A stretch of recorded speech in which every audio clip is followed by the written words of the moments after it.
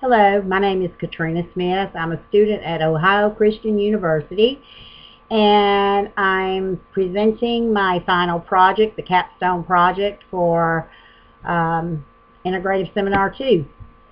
The title of my project is Victims of Human Trafficking.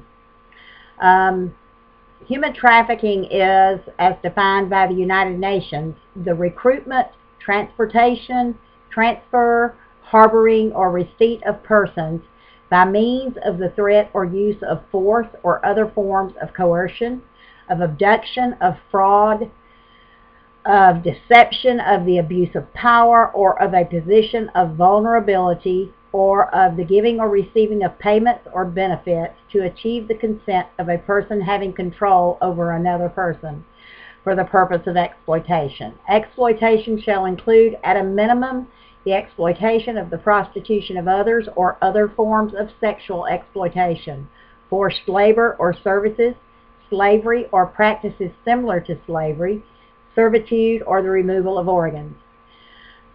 The United States of America is the second largest receiver of humans that are being trafficked for illegal purposes. Each year there's over 50,000 women and children that are sent into the United States for the sole purpose of sexual exploitation.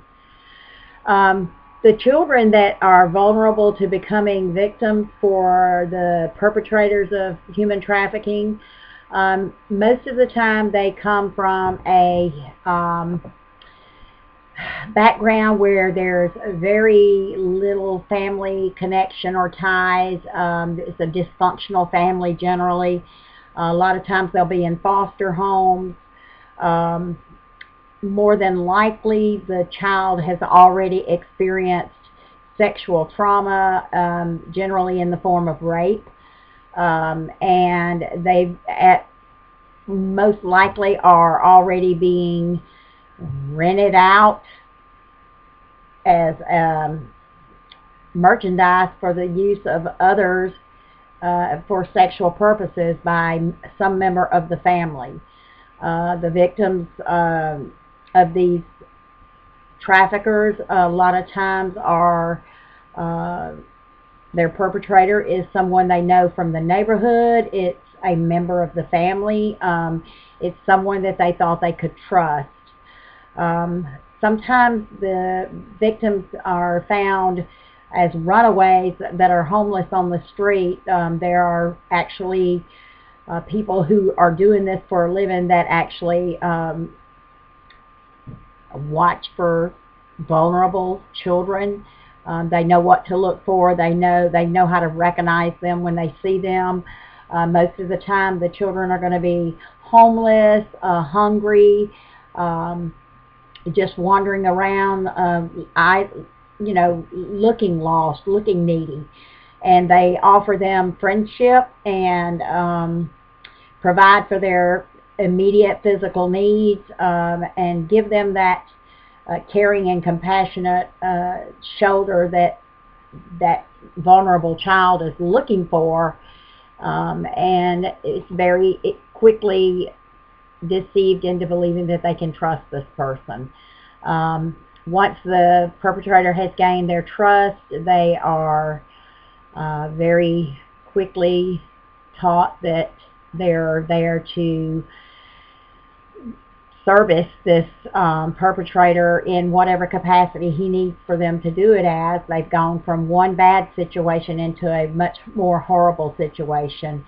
Oftentimes these children are required to service anywhere from 13 to 20 men in one day. Sometimes these children are still in school.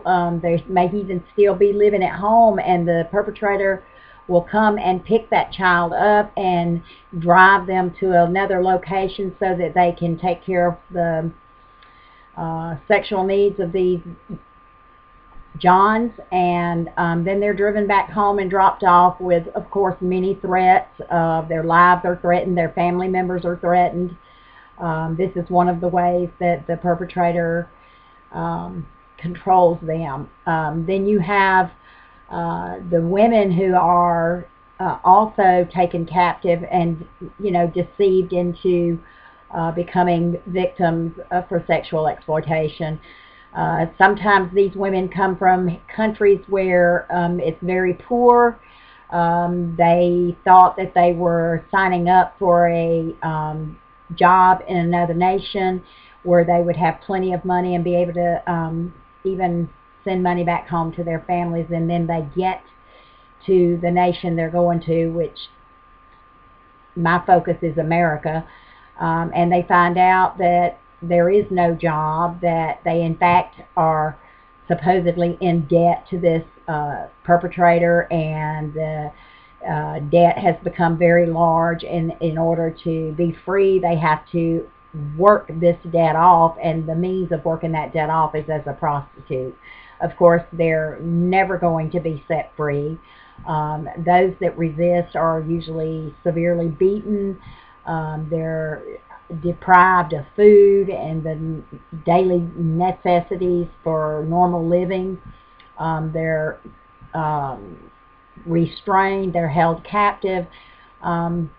There's no hope of escape for them except for the intervention of some organizations that have now begun to recognize the plight of human victims of commercial sexual exploitation, and have begun to actively go into these areas and reach out to these women and offer them just a friendship to begin with, someone that they can know really cares and trusts them and doesn't pass judgment on them.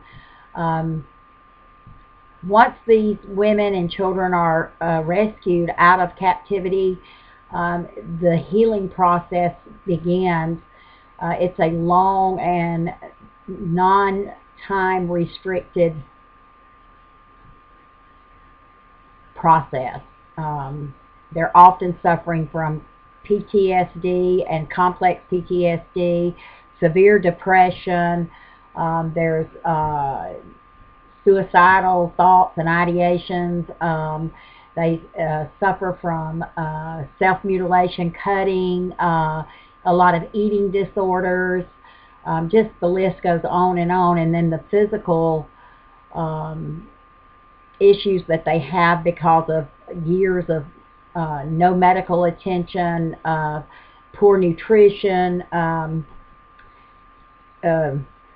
abortions that weren't handled correctly, just on and on and on. There's just so much that the victims have to overcome, and there's no hope for them, even in one organization.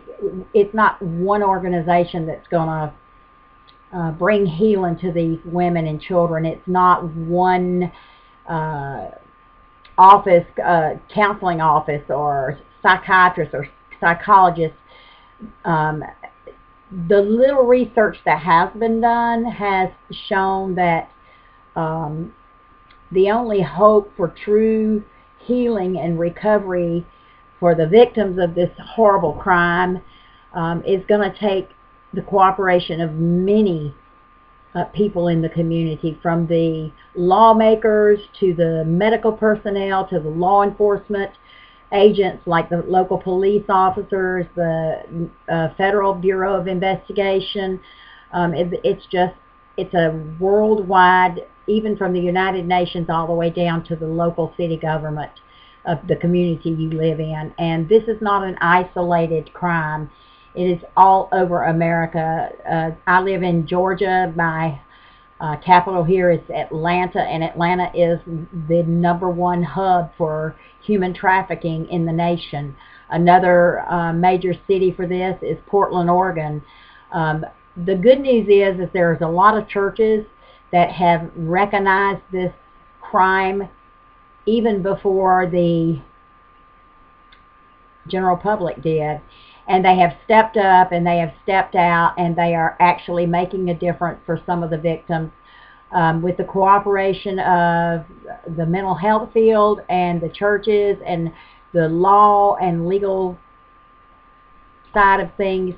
I truly believe that we can see a change come for the human trafficking victims.